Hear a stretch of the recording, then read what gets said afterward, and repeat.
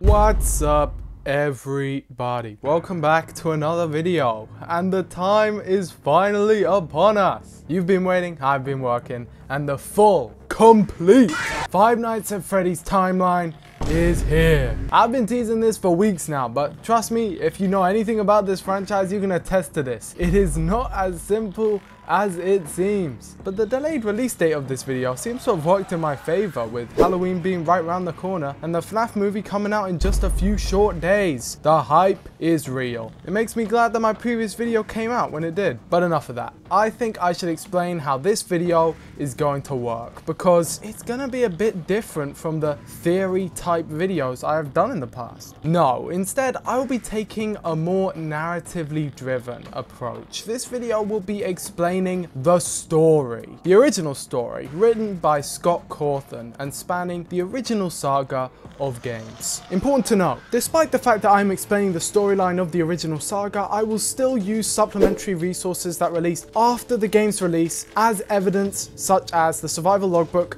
and Scott Cawthon's Reddit posts. We will be going in timeline order from the beginning to the end linearly. I'm going to be putting evidence on the side so I don't get bogged down on small details, and don't worry, at the end of the video I will go into depth with evidence to explain the more controversial elements of the timeline. What I'm attempting to do is provide a clear and easy to follow storyline that would be accessible even to those of you who have never seen a FNAF video before. However, if you have never watched anything FNAF before, I have made a video which goes into detail about the games as they released, how the community grew and changed, and a lot more into detail about the history of the franchise as a whole. But if you're more interested in the story or CBA, let's quit the stalling. I will start by resolving the cliffhanger from my previous video, which just so happened to release on Friday the 13th. I'm so good with it, guys. In that, I put forward two different theories on which character this room belonged to, and I myself have come to a conclusion. I think that the identity of the child in Midnight Motorist is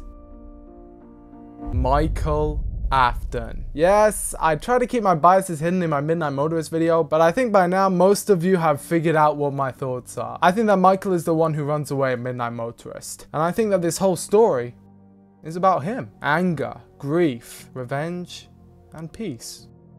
This is the story of Michael, the complete FNAF timeline. Let's get into it.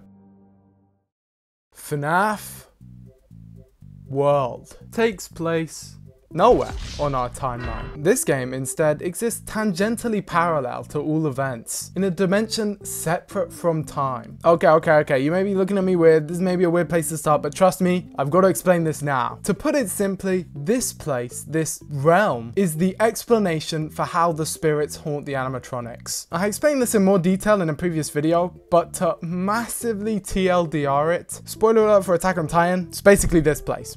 But for FNAF. Originally, FNAF World looked like this, which is most definitely important to know, because it means that this game serves as an answer to a mystery that most people just assume to be a stylistic choice. What are the 8-bit minigames? Well, they're memories linked to the arcade cabinets. These explain these because they're the same. All you gotta remember is that these 8-bit minigames are the memories that haunt the arcade machines, okay? Okay, now that we've got that out of the way, which event actually does come first? Well, luckily, Scott Cawthon was kind enough to label it for us. Stage 01. FNAF 4. Fredbear's family diner and one young, crying child, relentlessly bullied by his older brother, Michael. Because they were both sons of the restaurant's owner, they spent an extended period of time hanging around the pizzeria. This proved to be unfortunate to Michael's brother, however, who gained a phobia of the springlock Fredbear after witnessing his father help a co-worker enter one of the suits. What is seen in shadows is often misunderstood in the mind of a child,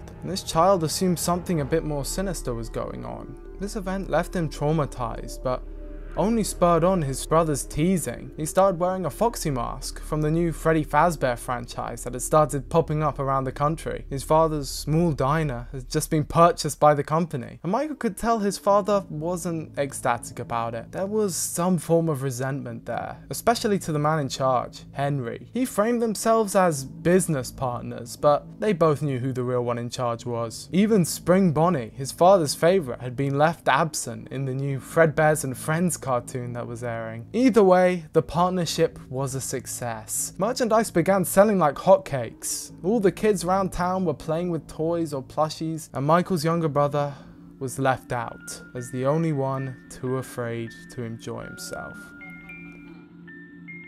And then tragedy struck.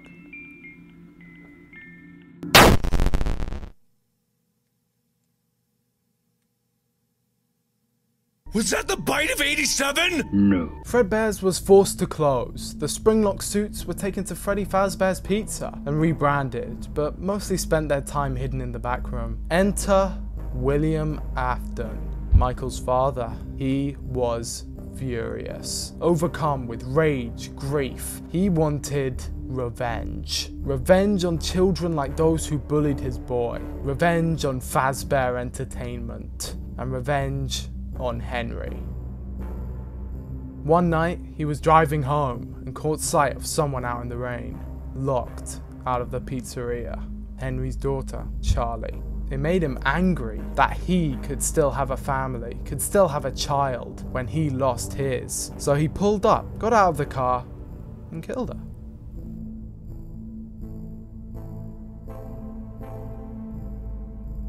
And that made him happy.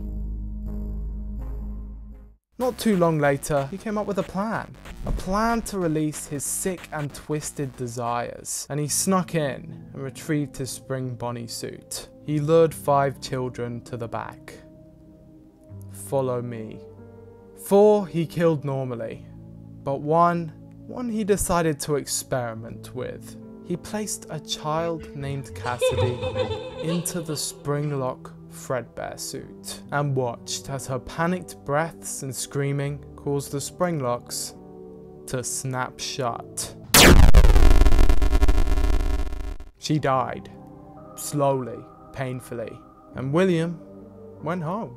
But he was careless. Spotted on the cameras, William almost got caught. Luckily for him, the safe rooms don't have cameras, and coupled with Fazbear Entertainment's insistence on wanting to cover everything up, William got off scot-free. But he realized he had to be more careful. He had to be more discreet. And so, he came up with Circus Baby's Pizzeria. Not the rentals, just Baby. With Freddy's having to shut down just a few years prior, the timing was perfect. This goes about as well as you think. In another twist of fate, William had killed his own daughter. He immediately had to shut it all down. Claiming it was the result of a gas leak, he threw Baby in a vault underground and abandoned Circus Baby's Pizza World for good. And Freddy's was back in a new and improved restaurant with state-of-the-art facilities and animatronics. They'd spent a small fortune on these, and William was angry. This guy needs to work on his jealousy problems. However, Fazbear Entertainment made one fateful error, and that involved their decision regarding the old animatronics. You see, a lot had happened since Freddy shut down.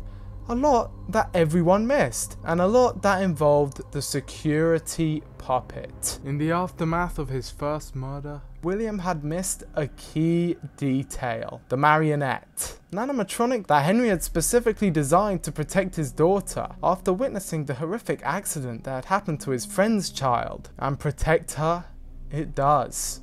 Not. After being covered up by a bunch of bullies, the true villains of the FNAF timeline, the puppet gets out just a little too late. And after the perpetrator had long since fled, collapses in the rain over the body of the child. Yep, this far in and we just got our first possession. If you don't count this one, which we'll get into a bit more later. But I think we all know how it goes from here. We be giving gifts, giving life, and then bada bing, bada boom, we're back to where we were before, with the toy animatronics, retrofitted with the possessed parts from the Wizards. This, of course, makes them go crazy. I mean, obviously, who would have thought that that's a good idea? Now, whenever they see an adult, they just stare Yo, chill. And William isn't having any of it. Taking the position of a security guard, he tampers with the mangle, which causes the bite of 87. Was that the bite of 87? Yes. Freddy shuts down,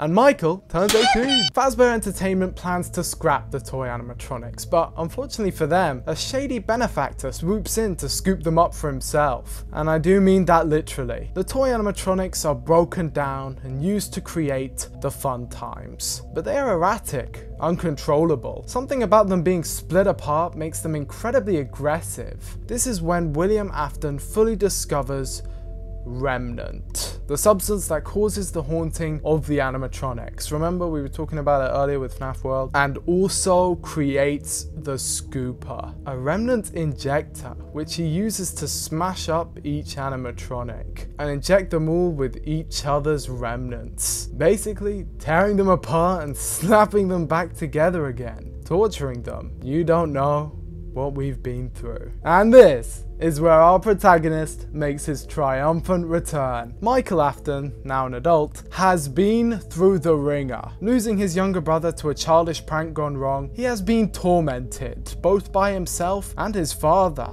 Grief overwhelmed him, with the loss of his brother and now even his sister weighing on his conscience. He blamed himself and would do anything for redemption. So when his father told him to go down to the pizza and rentals bunker, he did it without a second thought. He was unaware of his father's crimes, despite being heavily abused by him, and did not realize that this command, in and of itself, was just an attempt by William to send him to his death.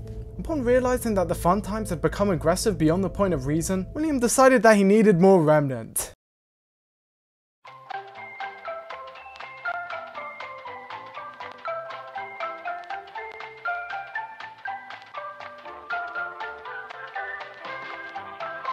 Michael goes down to the sister location.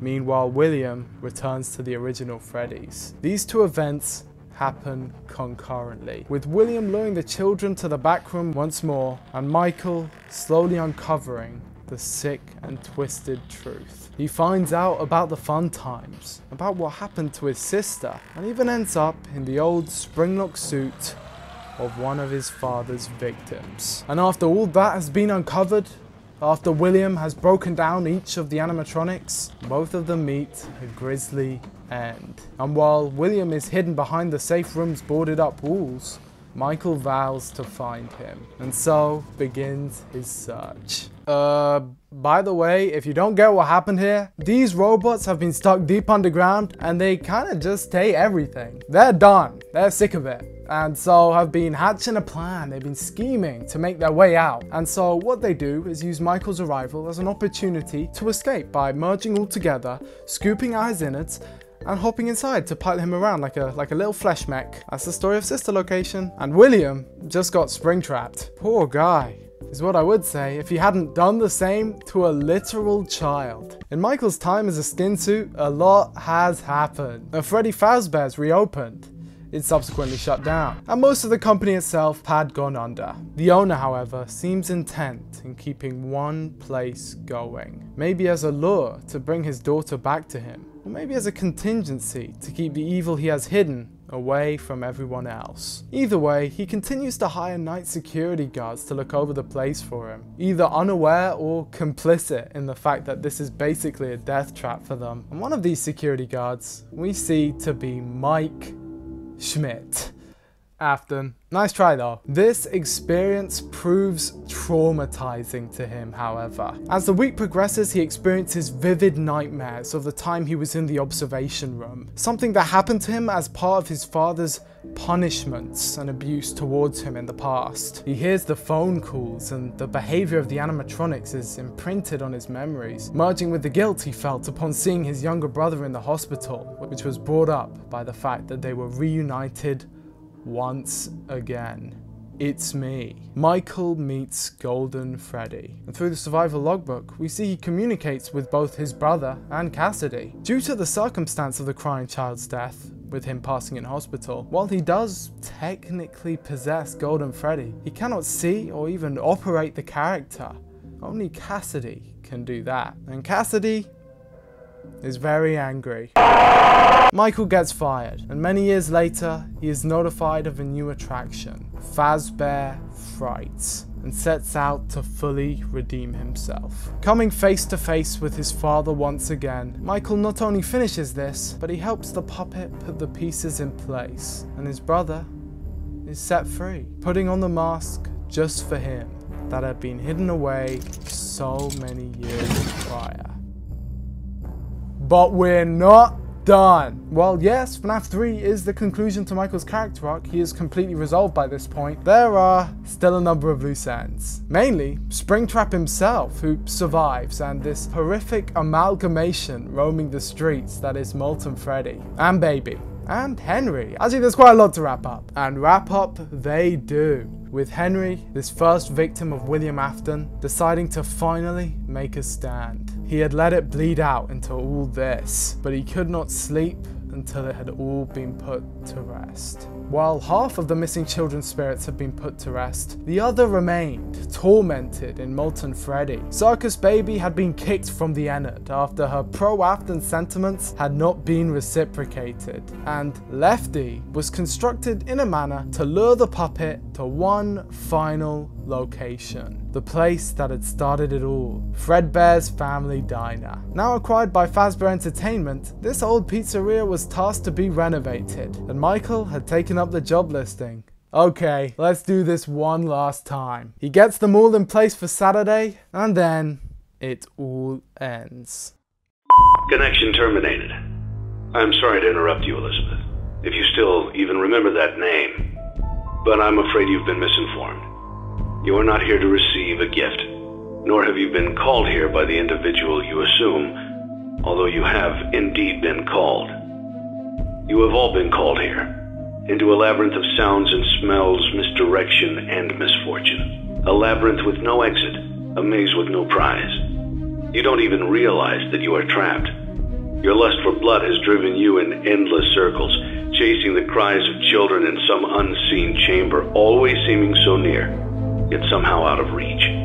But you will never find them. None of you will. This is where your story ends.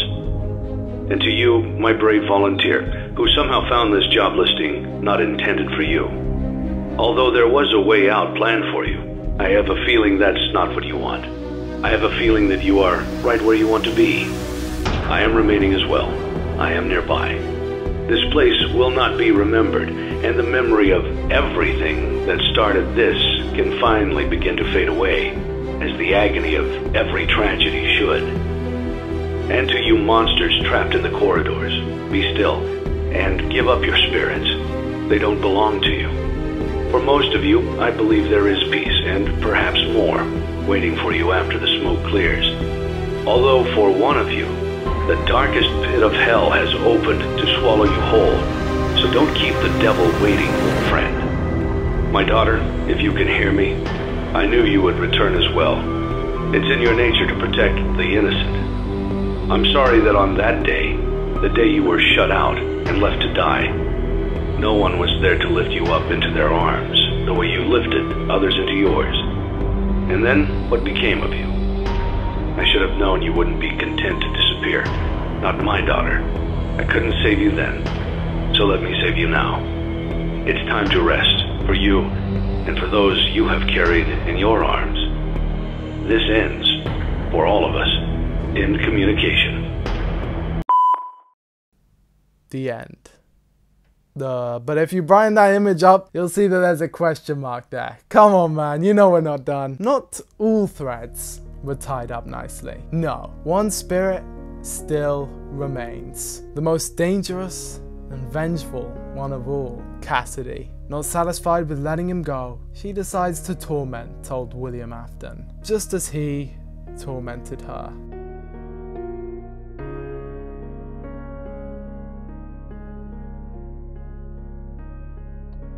And this time it really is the end. Okay. Okay, what did you think of the video? What did you think of the style? I definitely tried something a lot different this time, but I hope it paid off. This was fun. And I think now is the time I should go into certain points of contention and back up the conclusions I reached with all of the evidence. Starting with FNAF World may have been a bold choice, but I think it is necessary to understand that these events, while definitely canon and did happen, are stylized and shown through this lens. FNAF World takes place in a world outside of time. We know this. All of these characters from different eras coexisting. Scott Cawthon said this is all canon, so it definitely does matter. And as I pointed out, the original art style for this game before it was updated definitely matches up with the 8-bit minigames, so it doesn't take a genius to figure out that they're connected. Coupled with the connections to Happiest Day and the fact that one of the Happiest Day minigames takes place literally in an arcade cabinet does not make the jump particularly ludicrous. These are memories imprinted into the arcade cabinets. FNAF 6 only goes on to solidify this with the Fruity Maze and Midnight Motorist cabinets. The flip side is the in-universe explanation for the 8-bit minigames. This is how Michael can affect the outcome of Happiest Day, right? His redemption, his story, you know, the point of the video. And it's also why Foxy Go Go Go has the 5 kids all out to sea, why the baby minigame is in this random field, why William Afton looks like that. It's all stylized. I think the Shadow Bonnie minigame in FNAF 3 really just sums up everything I'm trying to say, with it literally teleporting through space and time, like how it would in the flip side. It really shows that this is all one-dimensional plane, and that it just so happens to line up with a completely other dimensional plane that looks just like it, you know what I'm saying? I don't know though. I've made a whole video about this concept previously, so you can just check that out if you need more convincing. Now let's move on to Stage 01. Yes, it's not confirmed to be Fredbear's family diner. This is not Fredbear, right? It's Golden Freddy. It's Stage 01. That means first event in the timeline, and Scott's portrayal of Fredbear's in future games matches. I suppose this technically could be Freddy's, but it doesn't really change anything about my video, does it? Apart from, I suppose, making my transition into the video a little less seamless. Fuck's sake. Okay, so Henry. Yes, in this timeline, he owns Fazbear Entertainment. In the books,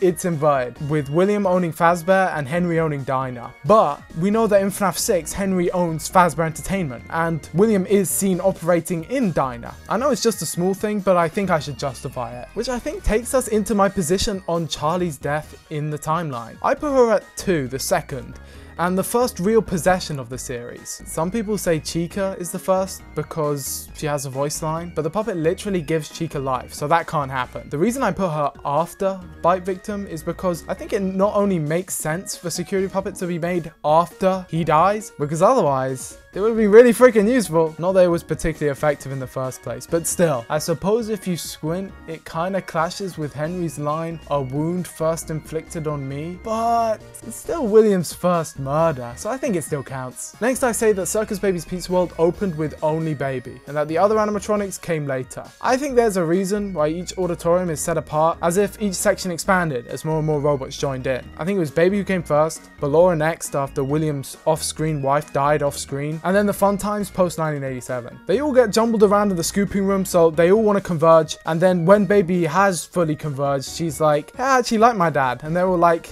"Get the fuck out." So then she becomes Scrap Baby. Simple. And this also leads into the next thing, William being one of the night guards in FNAF 2. We see that in FNAF 2, Purple Guy has a security badge on, and we see that there are 3 guards who work at the FNAF 2 pizzeria. We got names for the other 2, and even if one or more of these is a pseudonym or whatever, that still means that Purple Guy is one of them. And I also think that he programs Mangle to be aggressive because, as we see in the Save Them minigame, Mangle is the only active animatronic.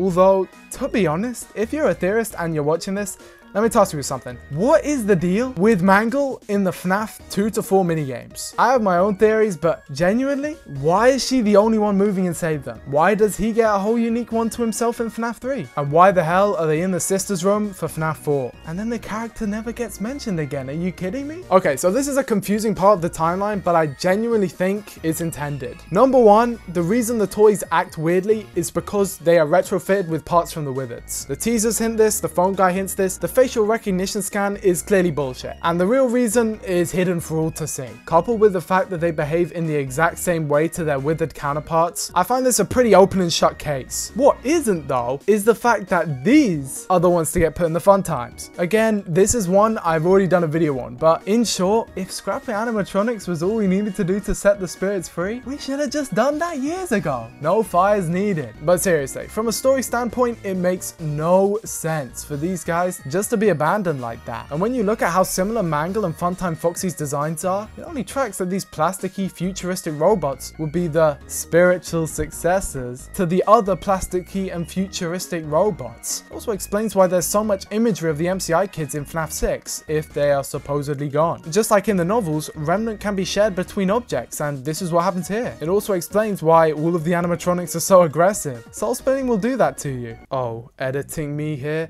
It also adds important to the bite of 87. Is that just me? I find it cool that like William Afton orchestrated that so that he could get the parts to make the fun. Like, I think that's just a cool story beat. Anyway, back to the video. And now we move away from sister location hijinks for now into FNAF 1 hijinks, because I said in this video that Mike plays FNAF 1 after the pizzeria is already shut down. This is not a commonly held belief, but to be honest, it should be. With the movie coming out and this basically being the whole plot of that, the dank and unsanitary conditions of the pizzeria in FNAF 1, the cobwebs everywhere, honestly, it makes more sense for Mike to show up after the place has been closed for a while. Phone Guy also makes reference to a couple of night security guards dying before you, and of course, he is also a security guard who dies before you. And also, this game could take place in 1993, which is the most commonly held belief, or 1992, or the one which I am particularly fond of at the moment, 2003, because it makes the 20 years comment Phone Guy makes actually line up, which has always bugged me. It also doesn't clash with the 30 years statement, because that could mean 30 years from when any Freddy shut down, which could range from 1985, which would make the date 2015, the release year of FNAF 3, or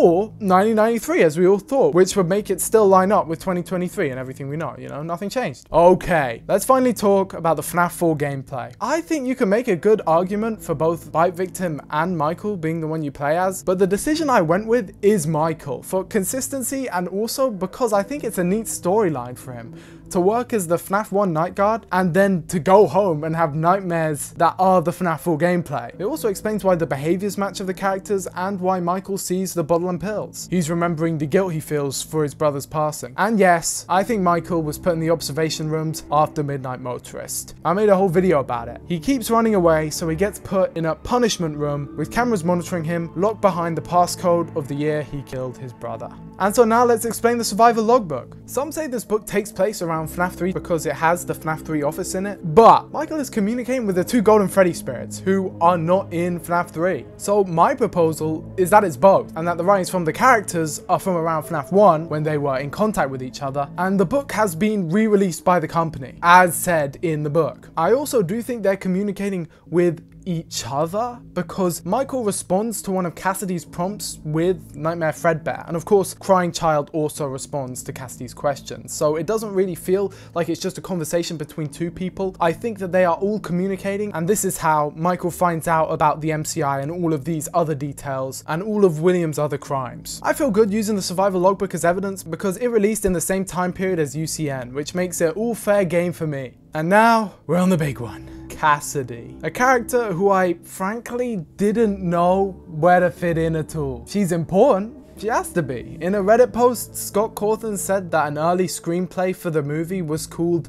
the Cassidy screenplay and was very lore heavy about the game. So she is important, but how?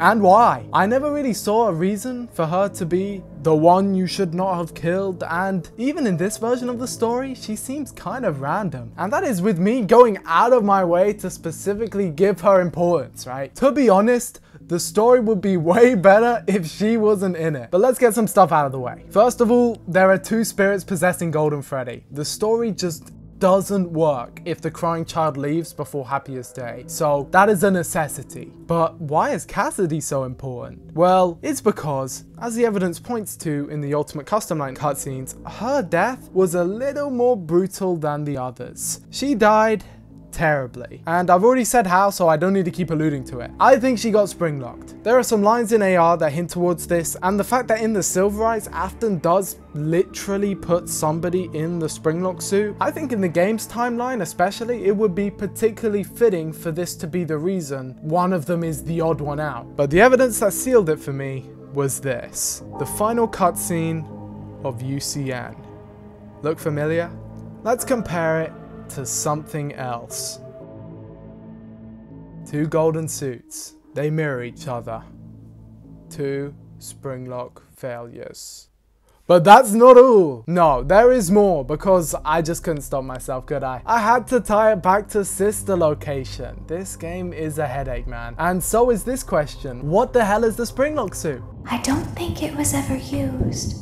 At least not the way it was meant to be used. That ties back into what I said before, and it did sound very sinister. But the question becomes, if this is Golden Freddy, why does it show no signs of possession? You're telling me we chill in a possessed suit for 6 hours? Nothing happens? Well, it's because it has nothing inside. Its Endo is missing. And where else in the game do we find a missing Endo? Yendo is Golden Freddy. Need more proof? They behave in exactly the same way. Teleporting into your room and you get rid of them the same way too. Boom. The only real alternative is that this springlock suit is the springlock failure that we heard about in the FNAF 3 phone call tapes. And sure, it could be that, but that doesn't really affect the story in any way at all. And also, I think nowadays this is probably referring to the Bite of 83. And also, I am desperately trying to fit Cassidy into a story that has nothing about her. That's enough evidence for today, people. I must confess, there is another timeline, another video I made, which is very different to the one I put forward here today. And I would like to announce that for members only, you can see that timeline. An alternate cut of this video, built off the assumption that the crying child is the runaway. You guys have been absolute legends supporting me this far, and I think it's only appropriate that I give back. So hopefully that'll be up in a couple hours after this, and I hope you can enjoy. But I think right now, the timeline that I put forward in this video is the best working one that I could come up with. If you want the TLDR version of the final timeline, here it is. I do think that maybe there are a few things I could tweak when it comes to the detailed version of things, like maybe a few of these particular flourishes could get pushed around a little bit here and there. But when it comes to the actual order of events, I think I got it. Then again, that's just a theory. What's yours? Leave it in the comment section below. I really hope you all enjoyed this video. Happy Halloween to all of you at home. I'm filming this before I watch the FNAF movie, so hopefully that's good too. And don't forget to leave a like and subscribe, people. Can you believe that 92% of people don't subscribe? What the hell, man? If you want to help support the channel, you can click the join button below to become a member and gain access to a multitude of perks and benefits, such as joining the exclusive Discord server. A massive shout out to the members: Just Tim, Teddy Bite, Oz Baxter, Green Goko, Abigail GP, Maggie132, Ido First, Eric, Dr. Skelly, Andrea Lee, Zay, and Kastretch. And with that, as I said, I hope you enjoyed the video, and I will see you in the next one.